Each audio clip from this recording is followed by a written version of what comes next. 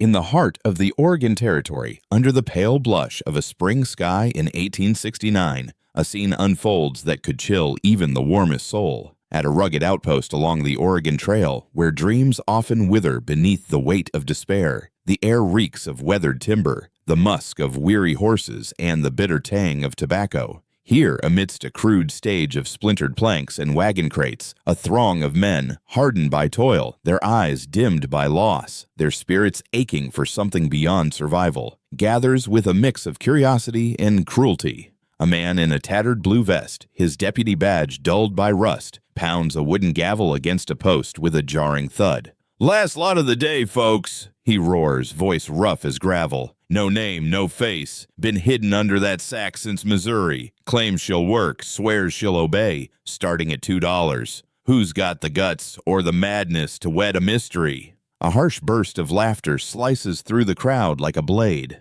"What if she's a witch beneath that rag?" one man jeers. "Or a walking corpse," another barks, spitting into the dust. "Might as well marry the sack itself." On the uneven platform she stands motionless, a fragile figure in bare, dust-caked feet, hands tied before her with worn twine. The coarse sackcloth draped over her head, stained and oversized, is cinched tight at her throat, obscuring all but the faint tremor of her breath, rapid, shallow, a silent plea for mercy. Her fingers spasm, clutching at nothing, then fall slack. "She's worthless if she won't even talk," the auctioneer mutters, impatience etched in his scowl.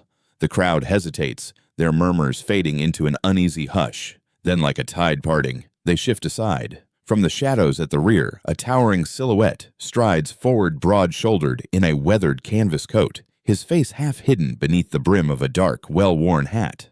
His boots, caked with the earth's stubborn mud, drag with each step, while his shirt clings to his frame, marked by the toil of endless labor. Leather strips bind his calloused hands, a testament to a life spent more among towering pines than human souls. A gruff $2 escapes his lips, a whisper that cuts through the clamor. A hush descends, heavy as a winter's first snowfall. The auctioneer narrows his eyes, disbelief etched on his face. "You certain, sir?" he probes. "I said what I meant," comes the reply, steady as a river's flow, neither bitter nor impatient, simply resolute. A ripple of sniggers spreads among the onlookers. "Must be out of his mind," one mutters. The auctioneer, now uneasy, shifts his weight. "You don't even know what you're getting," he warns. The man, unperturbed, tilts his weathered face toward the figure draped in coarse sacking, motionless as a forgotten statue. "I'm not here for a pretty face," he murmurs, voice soft yet piercing. "I'm binding myself to a soul." The very breeze seems to hold its breath. No laughter dares break the stillness now. "Name?" the auctioneer grumbles, scratching at his ledger. "Silas Boon, lumberman, Northridge," the man answers, unflinching. "So be it," the auctioneer declares, voice tight. "Let it stand recorded that Silas Boon of Oregon Territory enters this sacred union under divine watch and this court's testimony." He thrusts the document forward. Silas signs with a hand that knows no hesitation. Then, turning to the shrouded woman, the auctioneer barks, "You're wed now, miss. State your name for the record." The sack trembles ever so slightly. Silence lingers, then a whisper fragile as frost. "Annabel Crow." The world stops. Silas stiffens, eyes flaring with a fleeting shock before stealing once more. That name, oh, how it claws at buried memories. A voice from 3 winters past, echoing through snow and shadow, in a cave lit by dying embers. A name unknown until this moment, yet a sound seared into his very marrow. The forest's oppressive quiet, the crimson-stained snow, the flickering firelight, it all surges back, vivid and unrelenting. He descends the platform with measured steps, reaching for the woman's arm, not with force, not with haste, but with a quiet, unspoken weight. As they move forward from the lingering echoes of the crowd, a quiet assurance hung in the air, as if the world itself whispered, "You are safe now." No one dared to halt their departure. The only sounds were the mournful creak of boots on weathered planks and the faint murmur of a name. Annabel Crow, still quivering in the space between them, fragile as a leaf caught in a storm. The forest embraced them as they pressed on, its dense arms closing tight, the path shrinking to a mere ribbon of shattered pine needles and hardened earth. Above, the sunlight faltered, barely piercing the heavy canopy, as though it hesitated to intrude on their shadowed journey. Could light itself sense the weight of their unspoken burdens? Annabel remained silent, her voice locked away. The coarse sackcloth still shrouded her head, cinched at her neck, its frayed edges dancing in the twilight breeze. Once, a gust tugged it askew, and her hands flew up, swift and sure, to shield her hidden face from the world. Ahead, Silas Boon forged the way, guiding the weary old mule laden with the meager provisions granted from the outpost. He did not glance back, nor did he break the stillness with words. His focus stayed on the trail, though his eyes occasionally darted to the surrounding trees, as if attuned to whispers beyond the wind's soft sigh. Their silence was not strained, but profound, a quiet forged in the fires of separate struggles, yet shared in this moment. Before dusk painted the sky, they reached the cabin, a sturdy haven of dark pine, modest yet resolute, nestled against a rise of earth that defied the biting northern gales. A stone chimney stood proud, a neat pile of wood waited by the door, and a rusted horseshoe hung above the frame. A silent talisman. Silas nudged the door open with a groan of hinges, then stepped aside, his voice low and steady. "You choose your ground now. No one will force your place again." Annabel entered with measured steps, cautious yet unbroken. The sackcloth remained, a barrier unbroken, and her footfalls whispered across the floor, barely a breath against the stillness. How heavy must a heart be to tread so lightly? The polished wooden floor gleamed softly under the dim light as Annabel entered, her presence a shadow in the quiet room. She didn't take a seat at the weathered table. Instead, she huddled against the furthest wall, her back to the space, knees drawn up, hands resting lightly upon them, her silence a heavy veil. Silas followed, his steps deliberate, carrying a bundle of firewood that he set near the hearth with a muted thud. Without a word, he turned to the stove, his movements fluid, practiced, as if guided by an unspoken ritual. No inquiries, no demands, just the intermittent clink of iron and the gentle hiss of boiling water filled the air. A fragrance began to weave through the room, slow and inviting, a warm embrace of spice, the sharp tang of cinnamon bark, and the savory depth of smoked meat. Silas worked with a steady cadence, a man who had stirred these pots 1,000 times under countless twilight skies. Annabel remained still, a statue carved from sorrow. When the meal was ready, Silas placed a wooden bowl near her, the steam curling upward like a whispered secret. She flinched, a subtle tremor, yet refused to face him.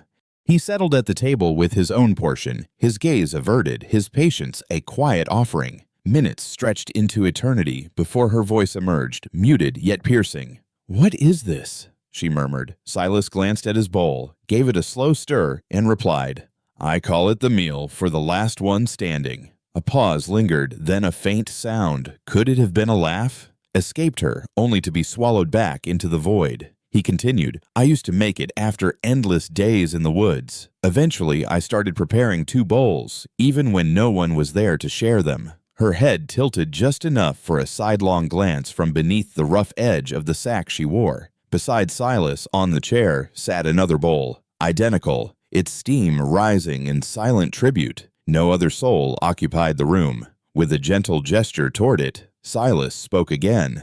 "I used to set it for my wife after the war. After the forests claimed more than they returned. It was my way of saying I made it back alive." He faltered, then added, "Now, I set it for you and for her." The silence deepened, broken only by the fire's restless crackle. Slowly, almost reverently, Annabel reached for her bowl, her hands trembling with the weight of unspoken stories. As the echoes of the previous moments lingered in the dim cabin, Annabel's hand quivered ever so slightly, yet she clutched the spoon with quiet determination. Without lifting the coarse sackcloth draped over her, she guided the utensil beneath it, taking each morsel with delicate precision. She ate in a hush, every bite measured and slow, yet she consumed it all. That night, as Silas scrubbed the bowls in a dented tin basin by the flickering stove, Annabel sat huddled against the wall, her knees pulled tight to her chest, arms encircling them. Her eyes followed his movements, silent but intent.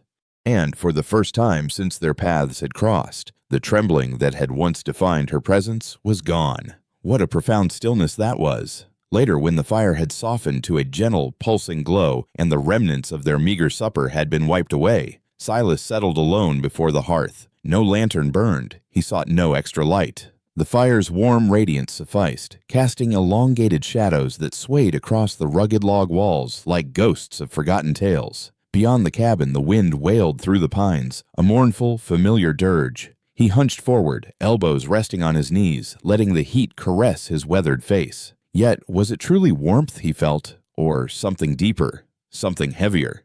3 years prior, a winter more brutal than any in memory had gripped the land. A cold so fierce it turned pine needles to brittle crystal and seared the lungs with each breath. Driven by greed for timber and a stubborn pride, Silas had ventured too far north. A misstep on a treacherous slope twisted his leg, sending him tumbling into a snowbank, lost to any path. As the snow entombed his back, his fight faded. Then, out of the void, rough, calloused hands seized him, hauling him free. Pain surged as his broken body scraped over jagged rock. Then darkness swallowed him. He awoke to the crackle of a fire in a hidden cave, veiled by a shimmering curtain of ice. The sharp, earthy scent of boiled bark stung his senses. Across the flames sat a figure, a woman, her face shrouded in shadow. As the memory of that harrowing night lingered from the previous moment, he could almost feel the coarse texture of the sackcloth, bound with the same meticulous care as the one now draped in the cabin's dim light. She had been cloaked in patchwork layers of salvaged wool and rugged leather, her boots a mosaic of scavenged remnants. Her hands, steady and deliberate, poured a scalding brew into a battered tin cup, steam curling like whispers in the frigid air. Her voice, when it broke the silence, was neither sharp nor deep, but a weary murmur, soft as a fading echo. "You don't need to know my name," she had said with quiet resolve. "But I won't let death claim you." He had tried to respond, to muster even a whisper, but his voice betrayed him. "Drink this," she urged, her tone gentle yet firm. "It's pine bark and dried lichen. It'll ease the fever." The taste was acrid, a bitter sting on his tongue, yet he swallowed it down. She tended to his shattered leg, binding it with care, pressing warm stones against the wound, and stoking the fire through the endless night. He drifted between consciousness and oblivion, wrestling with icy chills, searing pain, and the haunting dreams that clawed at his mind. When dawn broke, its pale blue light harsh and unforgiving, she was gone. Only the embers of the fire remained, flickering faintly, and beside them a small folded cloth, no bigger than a hand, adorned with uneven purple flowers stitched with tender imperfection. A keepsake? A silent message? He held on to it, tucked safely within his coat pocket. Now, in the cabin behind him, a woman sat with that same hushed voice, those same careful hands, the same veiled face of sackcloth, and a name, Annabel Crow. Closing his eyes, he leaned closer to the fire's warmth. Proof was unnecessary. He had known it the instant her voice resonated from the auction stage, not by the name, but by the timbre. The woman who had once saved him had shunned recognition, cloaked herself in anonymity. Yet here she was again, still concealed, still a mystery to the world, but not to him. How could he ever forget? He kept silent, the weight of recognition burning within. As the night faded into memory, Silas carried its weight within him, a quiet pact between what was and what is. His gaze drifted back to the small, huddled figure pressed against the distant wall, the rough sack still shrouding her head, her back resolutely turned. That familiar dread, that desperate urge to vanish, he saw it in her as he had in himself. Yet, this time, he sensed she wasn't entirely forsaken. Could this fragile connection be the seed of something enduring, something that might outlast even the harshest winter? That morning, the forest seemed to hold its very breath. A delicate mist wove itself around the gnarled roots, clinging to the earth as though guarding whispered confidences too timid to ascend. Above, a gentle breeze sighed through the pine needles, languid and reverent, as if reluctant to shatter the stillness. Annabel emerged from the cabin, solitary and silent. Her arms wrapped tightly around herself, she tread softly toward the towering pine that stood as a steadfast guardian at the clearing's edge. Though the sack still veiled her face, her steps no longer faltered. Her posture had shifted her spine, once bent under unseen burdens, now held a quiet resolve, not arrogance, but a refusal to be broken. Beneath the pine she settled, tilting her head toward a sliver of dawn piercing through the branches. With hands that trembled yet dared, she tugged at the knot behind her neck. The sack lifted just enough to bare her face to the cool, unguarded wind. Her lips, her nose, a glimpse of cheek. It wasn't rebellion, it was a fragile, tender awakening. From the side yard, Silas watched, crouched by a wooden basin, his hands oiling the jagged teeth of his saw. He didn't stand, didn't call to her, but after a weighted pause, his voice emerged, low and steady, as if confiding to the ancient trees rather than to her. I was once torn apart, lost in the heart of winter near Black Ridge. I should have perished in that frozen hell.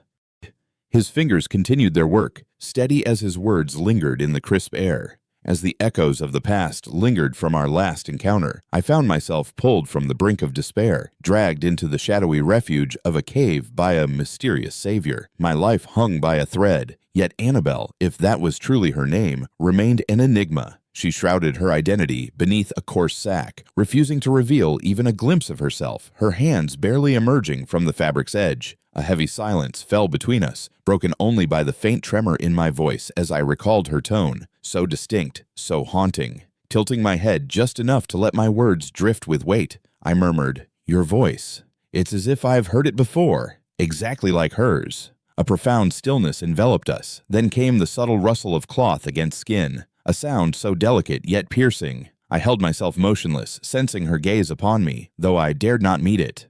When at last I lifted my eyes, there she was, staring unflinchingly into my soul. The sack rested in her lap, discarded. Her face bore no grotesque distortion, no monstrous visage, only raw, undeniable humanity. Yet a mark seared into her flesh demanded attention, a deep, arcing scar tracing from her right temple down to the edge of her jaw. It wasn't fresh, not raw with blood, but ancient and indelible, as if some savage force had clawed at her, desperate to tear away a piece of her essence. Her eyes held mine, no longer veiled, yet stripped of pride, just vulnerably bare. In a whisper that trembled with pain, she spoke. "The man who ran the boarding house where I worked, he promised me a room, but at a price I refused to pay." She faltered, swallowing hard. He didn't take kindly to my defiance. Her gaze dropped momentarily before returning to me, Silas. He attacked. I fought. He slipped, struck his head on the stove. Her eyes drifted beyond me, lost in the torment of memory.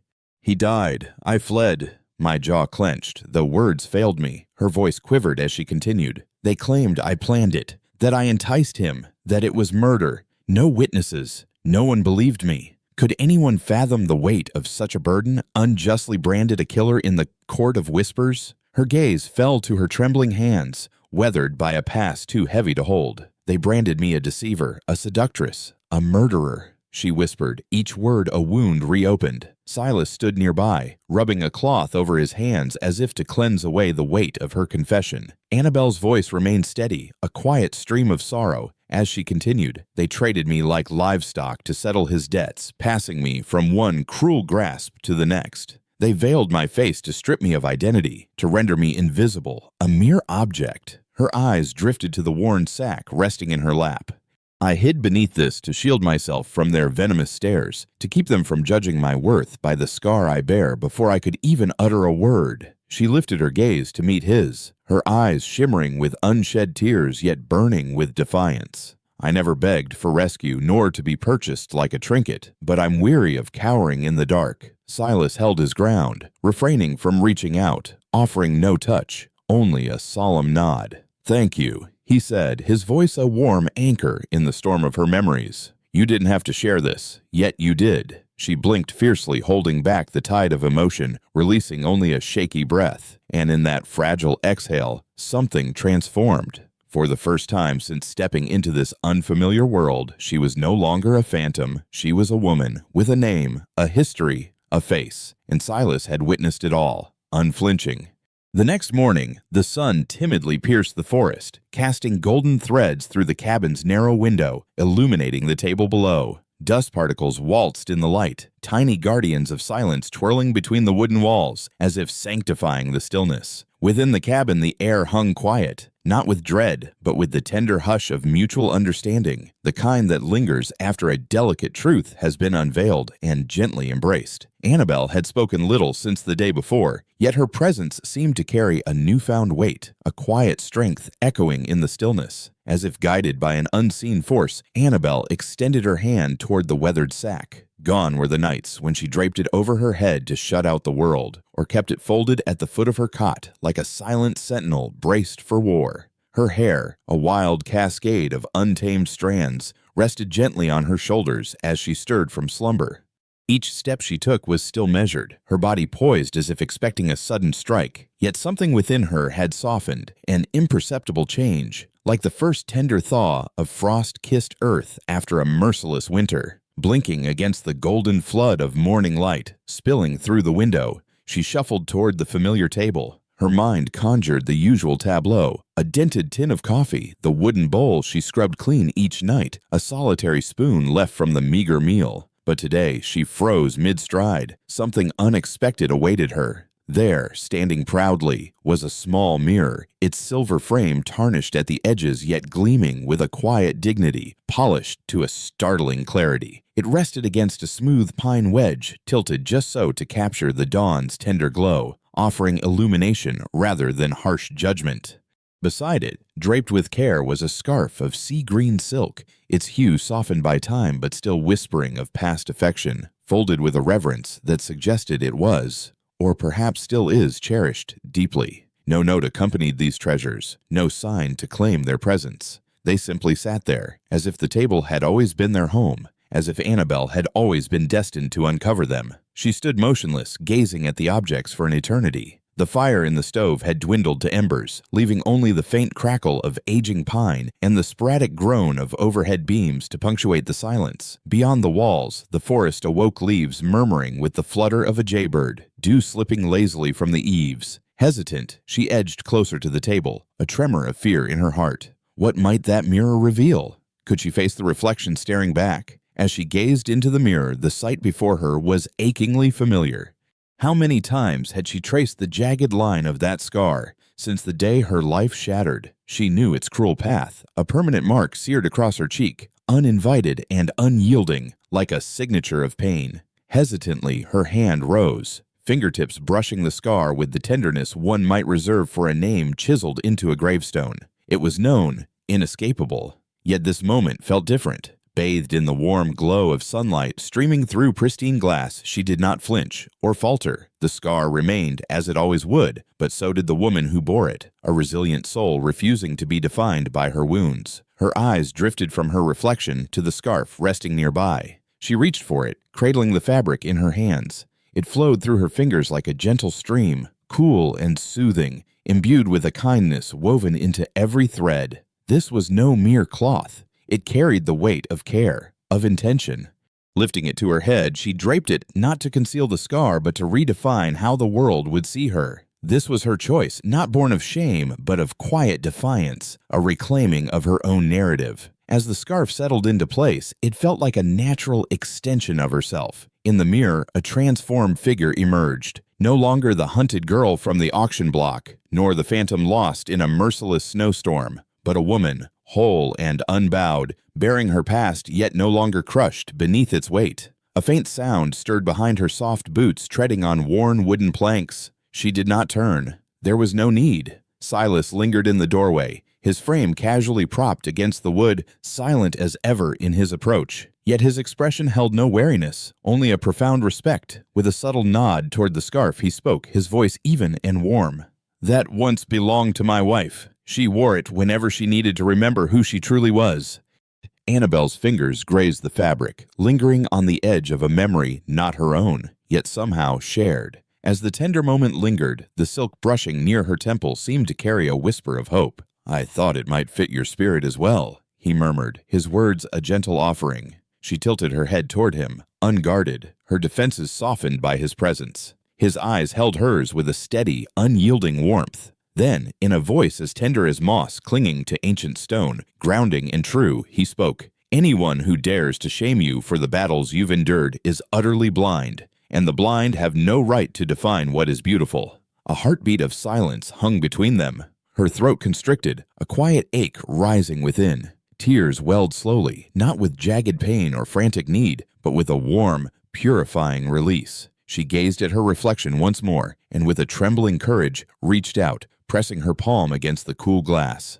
There she met herself halfway. For the first time in what felt like an eternity, Annabel Crow allowed herself to truly be seen. Yet the fragile piece they had carved in the shadowed woods was never meant to endure unscathed. Not here. not in this rugged land where tranquility was a fleeting guest. Trouble arrived on horseback, solitary and foreboding, under a sky swollen with the ominous glow of an approaching storm. The rider was wiry, his long limbs clad in a duster frayed by relentless winds and unforgiving trails. His gray eyes, cold and piercing, sliced through the saloon's clamor like a knife through tender flesh. He called himself Cutter, and he was no mere wanderer. A bounty hunter, he read the land's scars as if they were sacred texts, sniffing out hidden truths beneath worn souls. Whispers had traveled up from the southern path's tales of a scarred girl hiding among the hills, her face once veiled, now revealed. Some muttered she bore blood on her hands, guarded by a lumberman's shadow. Cutter listened, then spurred his horse onward. By the time he reached the logging outpost near North Ridge, his questions were sharp and probing. Posing as a wayward traveler, he claimed a need for work among the timbermen, mentioning a name, Boon man, said to dwell deep within the forest's heart. How long could secrets stay buried under such relentless scrutiny? As if guided by fate, I stumbled upon him near the weathered supply shed. A single glance was all it took. He didn't need words to betray his intent. Cutter's demeanor was courteous, even restrained, yet his eyes darted toward the tree line with a predator's precision, his body held in a chilling stillness, like a viper poised to lunge. That evening, when Silas returned to the cabin, his face was harsher than the biting wind outside. "He's hunting you," he stated, his voice a stark, unadorned truth. Annabel stood silent at first, rooted by the stove, stirring a soup so watery it seemed to carry the weight of forgotten days. Her gaze was unwavering yet distant, lost in some far-off memory. Then, without a sound, she crossed the small room, knelt before the wooden chest at the foot of the cot, and drew out the old sackcloth. It lay folded with care, untouched since the dawn she had cast it aside. She cradled it in her hands, time stretching thin as she stared at its rough weave. "I'll wear it once more," she whispered, her voice a quiet resolve. Silas's eyes searched hers. "You don't have to do this." But her gaze locked with his, fierce and certain. "This time, I choose, not out of shame, but for strategy." That night, they wove their plan with whispered urgency. Annabel would ride east along the scarred fire road, the sackcloth draped over her, a lure Cutter couldn't resist, a lone, marred figure, a specter of his past obsession. Silas would carve a path through the mountain pass, intercepting the sheriff in town. If their scheme held, Cutter would trail her right into their snare. And it did. At the first blush of dawn, with the sky barely kissed by light, Annabel mounted Silas's spare horse, the sack tight over her head, her heart thundering yet defiant. This time, no tremor shook her frame. She fixed her eyes ahead. By sundown, Cutter had bitten the bait, shadowing her into the jagged eastern rocks where Silas, the sheriff, and 2 ridge patrolmen lay in wait. Cutter drew his weapon first, but his speed faltered against their resolve. How could he have foreseen the trap closing so tightly around him? The ordeal had reached its breaking point. He was stripped of his weapons, his wrists bound tight, and slung over the back of his own steed, accused of unlawful pursuit, attempted violence, and a chilling intent to end a life.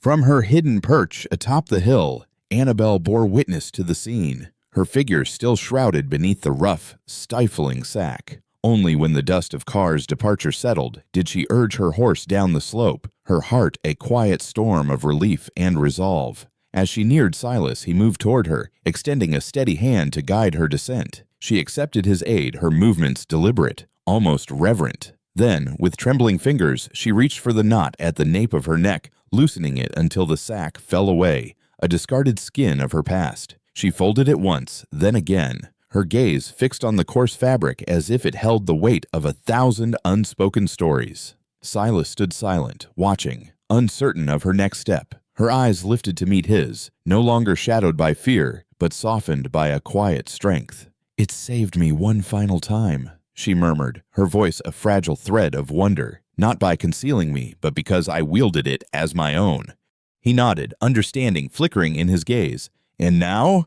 What will you do with it?" Her eyes drifted to the whispering trees, to the faint trail vanishing into the horizon, to a world she once haunted as a mere wisp of herself. With care, she folded the sack once more and tucked it under her arm. "I'll keep it," she said, her tone a whisper of defiance. "Not as chains, but as evidence." Silas arched a brow. Evidence of what? A faint smile touched her lips. That even my prison can transform into my shield, if I will it so. And in her voice, for the first time, there glowed a light not of mirth, but of a woman who had endured the abyss and now dared to name it her own. It was mid-afternoon when a hesitant knock echoed through the stillness. A timid, faltering tap, not the sharp demand of authority, but a plea for entry. Could it be a new chapter knocking? Silas approached the cabin door, pulling it open to reveal a woman on the porch, her dress tattered and stained from endless roads, her boots bearing the scars of a weary journey. Following the echoes of past encounters, a figure emerged from the haze of memory, her boots dusted with the crimson grit of endless trails. Her skin bore the deep hue of countless suns, her stance unyielding, her gaze a blend of wariness and warmth. Clutching her weathered hat in both hands, she introduced herself with a quiet strength. Mavis Green, she declared, her voice steady. I worked at Ridley House once, kitchen hand, mostly a cook. Behind Silas, Annabel appeared in the doorway, her breath catching at the sight of this unexpected visitor. Mavis hesitated, taking a tentative step back before rooting herself in place. I heard you were out here, she murmured, her words barely louder than the whispering wind through the pines.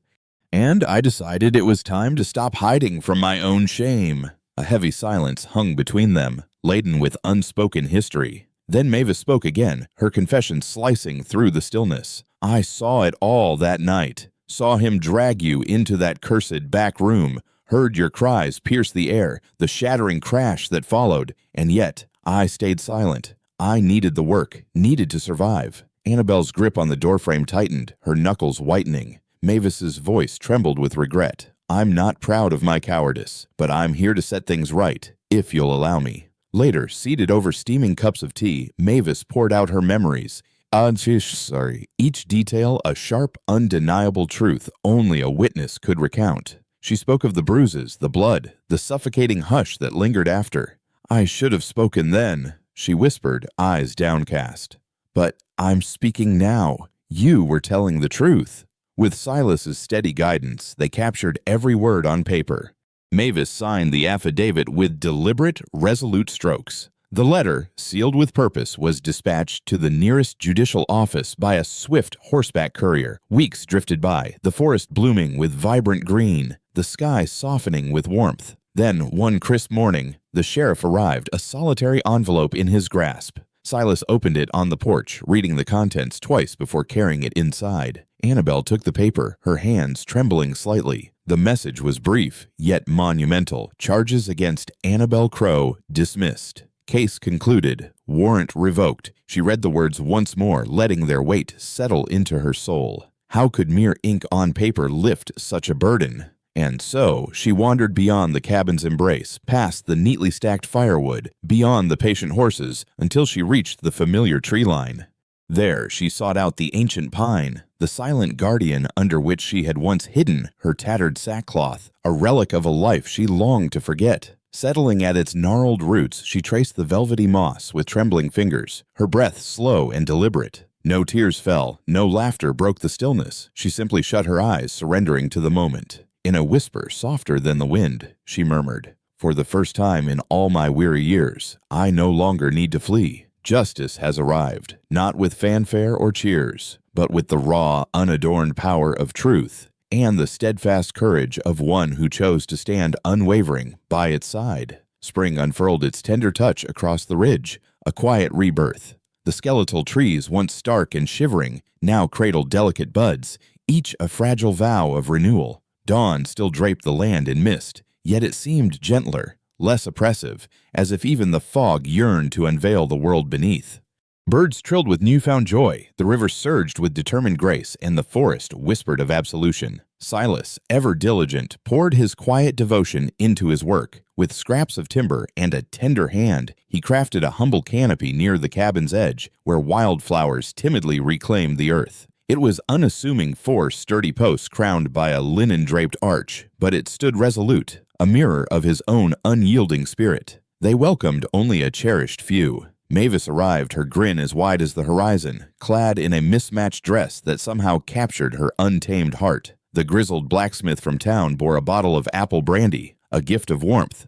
The shopkeeper's wife offered a woven basket of fresh bread and a clutch of mountain lavender, fragrant and wild. They were a small gathering, yet their presence filled the air with enough love to rival a crowd. Within the cabin, Annabel paused before the modest mirror Silas had gifted her months before. Her dress, simple muslin dyed the hue of fresh cream, bore the marks of her own careful stitches. It was unadorned, yet it clung to her form as if woven from her very soul. How could something so plain feel so profound? As the echoes of past struggles faded into the serene embrace of the forest, Annabel adorned herself with a transformed relic of her history. Upon her head rested a veil, crafted from the very sackcloth that once cloaked her deepest sorrows, her unspoken fears, her erased identity. Yet now it bore a new soul. Silas, with tender hands, had cleansed it under the sun's gentle gaze, shaped it with precision, and stitched its borders with delicate white thread, the kind reserved for breathing life into worn fabric. At each corner, in subtle shades of purple, bloomed tiny wildflowers, mirroring those embroidered on the handkerchief she'd once abandoned in the frost-bitten snow, a poignant echo of her past.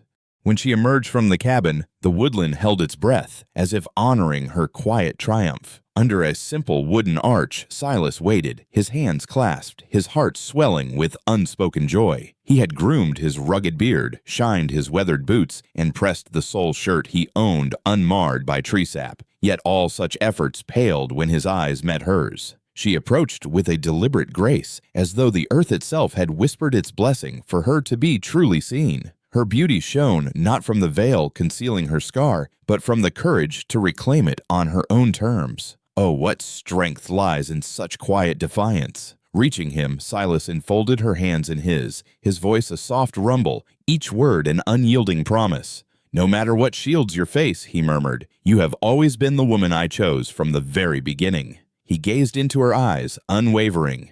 "And now, you are the one I pledge to stand with until my last breath."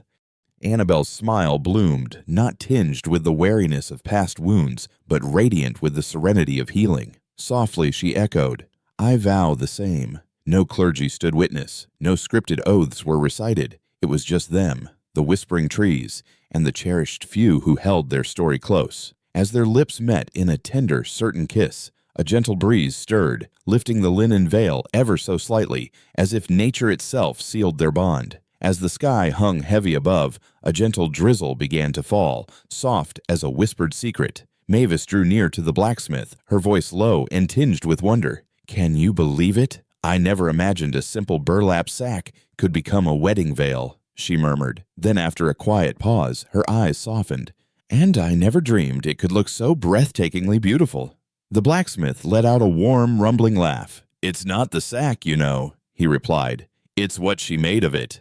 That evening, as the fire snapped and popped in the hearth, its glow dancing with the distant trill of birds, Annabel settled beside Silas on the weathered porch. The veil rested in her lap, a fragile treasure. Her fingers traced the delicate embroidery along its edge, as if touching a memory. "Isn't it strange?" she said softly. "This once symbolized all my deepest fears." Silas turned to her, his gaze steady and searching.